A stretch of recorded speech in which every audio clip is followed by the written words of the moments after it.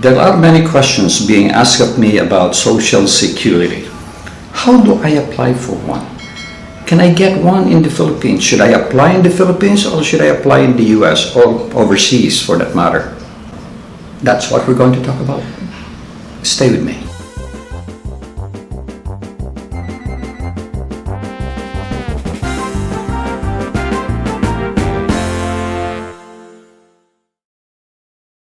Several questions were asked. How do I apply for Social Security? Do I need to have two separate accounts between my husband and myself? Or can we just have a joint account?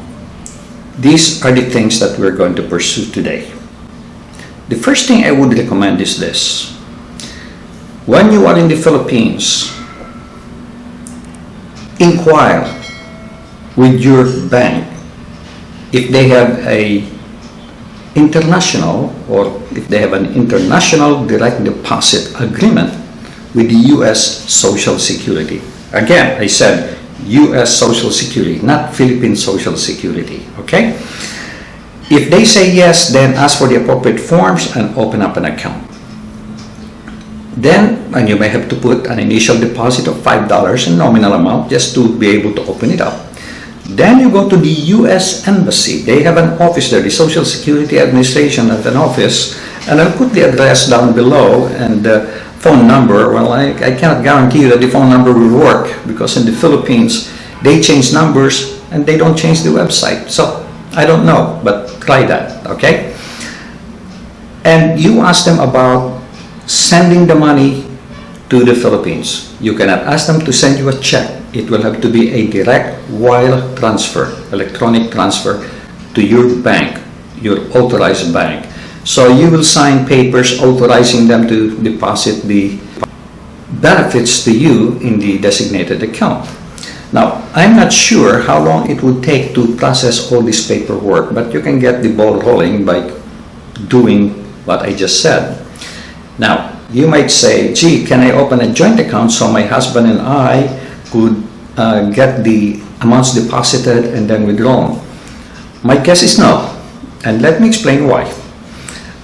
When you have an account, a Social Security account at the bank, you cannot withdraw that money electronically or online.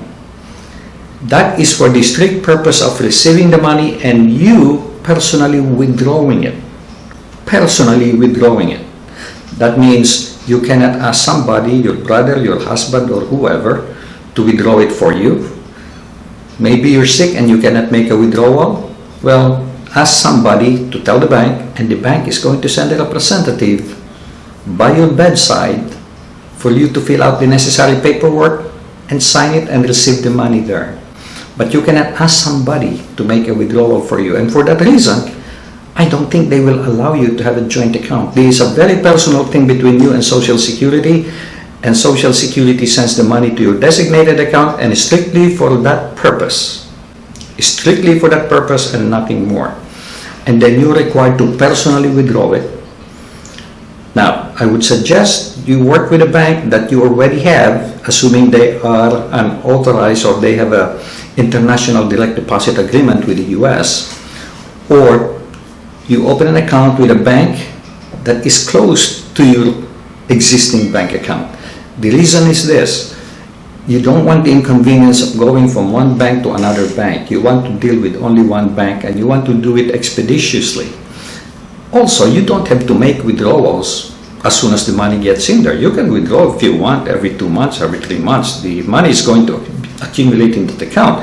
The only requirement is that you personally make that withdrawal. Nobody else, and no online withdrawals or payments. So for that reason, I recommend you either work with your bank, so you can go to the bank, make the withdrawal, and transfer the money to your other account where you can make online payments, or other people's withdrawing for you, assuming you are allowed to do that, okay? That, by the way, is not a requirement by the bank. That is a requirement by the U.S. Social Security Administration. So that is what you have to do. So don't worry about, gee, am I going to get my Social Security? If you're receiving it in the US, you are going to receive it in the Philippines. Now, is this applicable or available to all countries? No. There are certain countries where there is no international direct deposit agreement, and there is a link on the website, you will see it down below, where you can determine, and Philippines is one of them. I believe Canada is another one, Australia is another one, but you can take a look at this list to see if your country belongs to that. Now, you might say, Grandpa, did you have to go through all this trouble to deposit your Social Security check? The answer is no. And the reason is, I'm receiving my Social Security check through Wells Fargo, and I leave it there. That is my regular account, my account in the US, not in the Philippines, in the US. So I didn't have to do anything. And then I have an arrangement where I could transfer the money as I need them for spending, because I don't withdraw everything. I leave the money there and only withdraw the amount that I need. I do it electronically to my Philippine bank, and I usually get it the same day, if not the next day. So I didn't have to go through talking to Social Security Administration, filling out all this paperwork and such. But if you are planning to abandon residence in the US, you're not planning to come back, and therefore you don't want to maintain a bank account in the US, then you will have to go through this trouble at least once.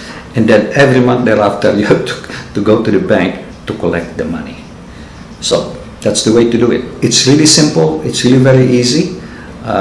The thing is, you cannot open your Philippine bank account when you're overseas. You have to be in the Philippines. So when you are in the Philippines, open up a bank account and ask them about international direct deposit agreement with the United States. Okay? So I hope that answered the questions. A lot of people were asking me about this, and I guess some people still don't know how to handle it, but for some people, they're already doing it. It's routine. It's no problem. The only difference is you have to go there once a month at least, or not at least, but once a month, or once every 2 months, or once every 3 months. Okay, so that's all I have for today. Please do share this with other people who might be interested in this, and I'll appreciate it if you click like and subscribe to my channel, unless you have already done so. Thank you so much for watching, and make it a great day. God bless.